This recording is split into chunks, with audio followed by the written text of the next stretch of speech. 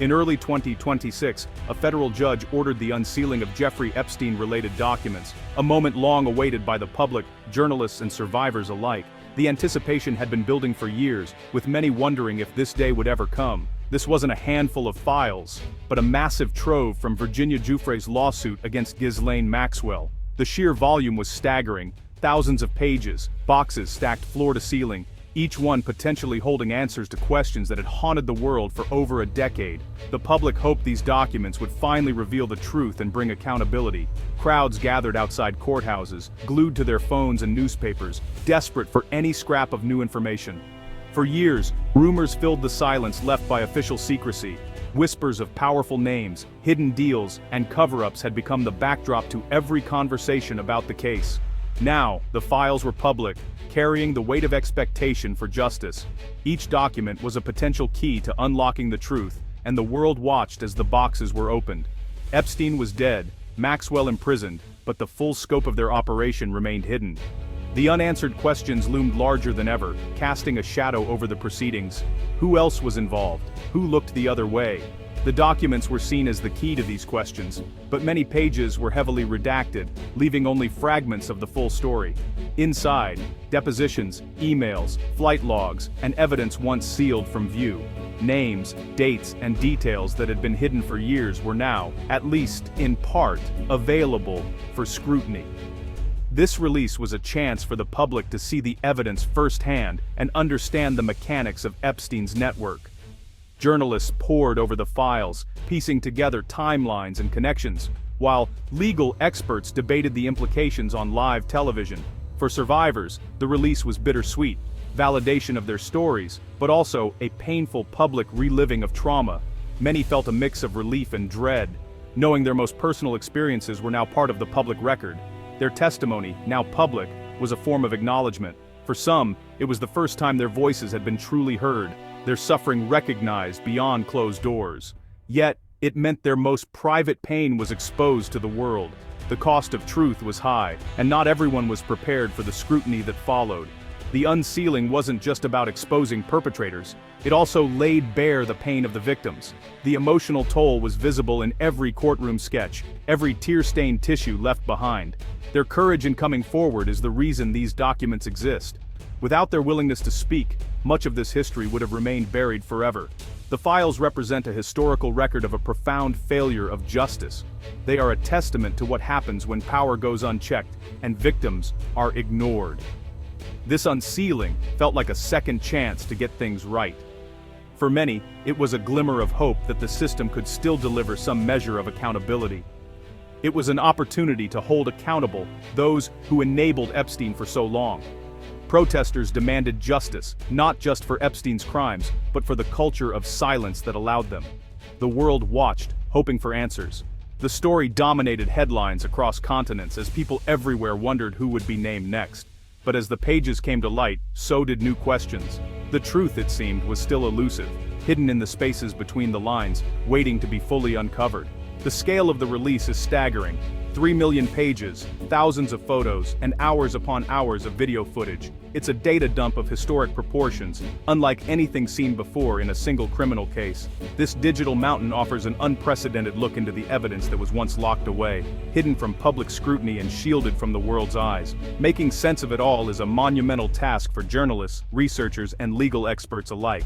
Each must sift through a labyrinth of information, searching for patterns and connections. The files are a chaotic mix: legal motions and filings, witness statements, confidential emails, and stacks of financial records that trace the flow of money and influence.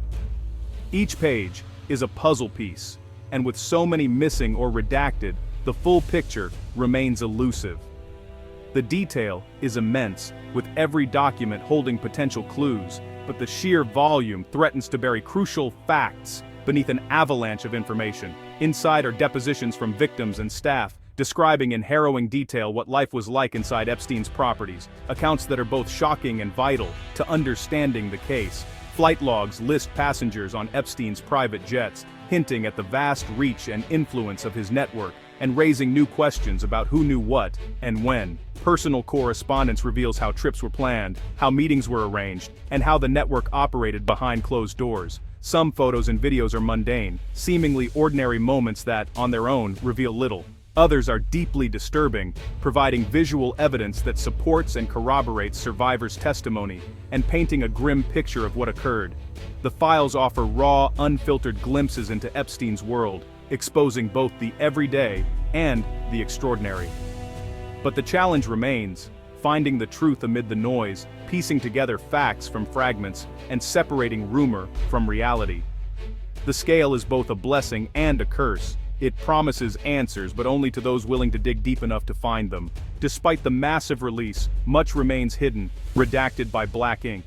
Names, dates, entire paragraphs are obscured, officially to protect privacy. Critics argue the redactions go too far, shielding not just victims but also the powerful. When influential names are blacked out, suspicion grows. Justice can't be selective. Full understanding requires full disclosure. The process of redaction is contentious, with lawyers fighting to keep clients' names secret. The judge had to balance public interest with privacy rights, a difficult, controversial task. For many, secrecy still prevails, continuing a pattern of protecting the powerful. The result, an incomplete picture with key players in the shadows. Speculation thrives where facts are hidden. Even with millions of pages, the whole truth remains elusive. The promise of transparency feels, once again, unfulfilled. In the rush to unseal court records, a grave and irreversible error occurred. Private details of some survivors were exposed to the public eye without their consent or knowledge. Names, personal information, and even graphic descriptions of abuse were made public by mistake, turning confidential files into headlines and searchable data. For survivors, this was a devastating betrayal by the very system meant to protect them, a violation that reopened old wounds and shattered their sense of safety. The exposure put them at risk of harassment, online abuse, and even stalking, forcing them to relive trauma they had fought so hard to overcome. The court's failure to properly redact wasn't just a clerical error. It was a profound breach of trust, undermining faith in the justice system for countless survivors. Attempts to remove the information came too late. The damage was already done, and the sensitive details had spread far beyond anyone's control. The internet ensured these details would never fully disappear, making privacy a thing of the past for those affected. Survivors now face a future where their most painful experiences are just a search away, forever accessible to strangers, employers, and even acquaintances. This breach affects their relationships, careers, and mental health, casting a long shadow over every aspect of their lives and making healing even harder. It's a chilling reminder. The path to justice can sometimes bring new dangers, and the cost of transparency can be devastating for the vulnerable. The system's promise to protect was, for some, another broken one, leaving survivors to pick up the pieces once again. The unsealed files are packed with names, presidents, royalty, billionaires, celebrities. Their presence in flight logs and testimonies fueled a media frenzy and public speculation, but being named doesn't equal guilt. Many had legitimate reasons to interact with Epstein. Context is often lost in headlines. Some were merely at a dinner, others never responded to invitations. Responsible reporting means distinguishing between credible allegations and mere association. Still, the files confirm Epstein's power came from his network of influence. Proximity to the elite shielded him from scrutiny. The documents reveal a world where wealth and access protected the powerful. Not all named are guilty, but the collective silence and complicity are damning. Among the documents, a sensational claim emerged. Epstein may have fathered a child. The allegation is based on second-hand testimony. No DNA, no birth certificate, no direct evidence. It's a rumor, not a fact, but it captured public imagination. The story of a secret heir is dramatic, but distracts from the verified horrors of Epstein's crimes. Focusing on unproven rumors risks overshadowing the real systemic abuse and failures of justice. The claim is likely just a footnote, but it highlights how many questions remain. Epstein's finances are still a mystery. The full extent of his network is unknown. Even with millions of pages, the enigma persists. Some truth may never be uncovered. After the document release, the Department of Justice announced no new federal charges would be filed. For many, this was a crushing disappointment. The DOJ said the files contained nothing new. They'd already reviewed the evidence. Many saw leads worth pursuing, but prosecutors cited legal limits, expired statutes, insufficient proof. Civil depositions don't meet the high bar for criminal trials. The decision reinforced suspicions of a two-tiered justice system, one for the powerful, one for everyone else. Survivors and the public were left feeling justice was denied. The DOJ's announcement closed the door on further federal accountability. For now, Ghislaine Maxwell remains the only major figure to face prison. The wider reckoning many hoped for never came. With millions of pages unsealed and the DOJ stepping back, what's really changed? We know more about Epstein's network and the scale of his crimes. The files offer transparency, but not justice. Excessive redactions and accidental exposure of victims' details caused real harm. No new charges mean many complicit will never face court.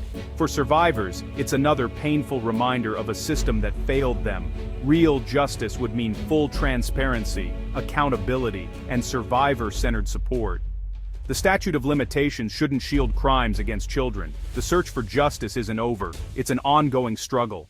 Public pressure and vigilance are still needed. The work has only just begun.